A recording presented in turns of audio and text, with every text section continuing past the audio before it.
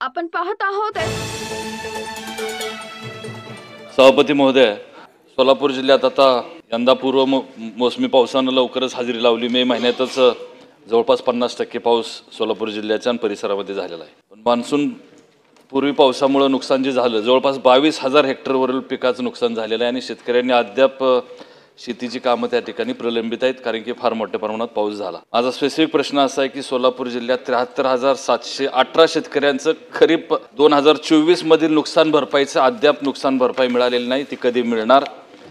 दुसरा प्रश्न, पीक विमा योजनेअंतर्गत शेतकऱ्यांचा तक्रारीचा निपटारा होण्यासाठी गट किंवा तालुका पातळीवरती तक्रार निवारण यंत्रणा उभं राहावीत आणि जेणेकरून ते सगळ्या प्रश्नांचं त्या ठिकाणी 8 दिवसात तालुका पातळीवरती, जिल्हा पातळीवरती, राज्य पातळीवरती त्याचा निपटारा व्हावा, अशा प्रकारची तक्रार निवारण केंद्र उभा राहावीत आहे दुसरा प्रश्न।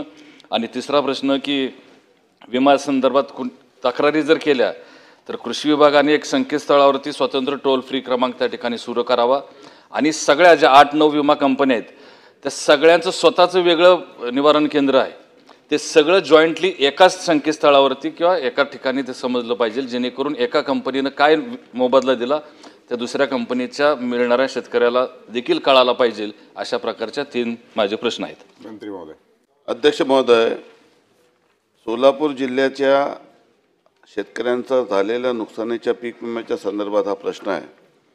मी आपल्याला सांगू इच्छितो की सोलापूर जिल्ह्यामध्ये आपण उत्तरात दिल्याप्रमाणे पहिले नुकसान भरपाई दिलेली आहे आणि उर्वरित जे काही नुकसान भरपाई आहे ते 69,954 विमा अर्जासाठी 81.80 कोटी इतकं विमा नुकसान भरपाई त्यांची अतिरिक्त मंजूर झाली आहे।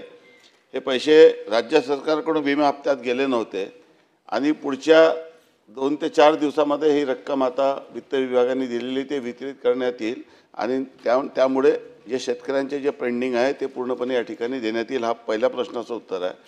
दुसरा प्रश्न त्यांनी सन्मान्य सदस्यांनी उपस्थित केलं की पीक विम्याच्या संदर्भामध्ये तक्रारी, ही बाब सत्य मी सर्व सभागृहाला सांगू इच्छितो की अशा पद्धतीच्या अनेक तक्रारी आहे। टोल फ्री नंबर आपल्या त्या ठिकाणी आहे, नोंदी करण्यात येते, परंतु तरी देखील काही प्रमाणामध्ये वारंवार सर्वच लोकप्रतिनिधींकडे अशा संदर्भामध्ये तक्रारी प्राप्त होत असतात।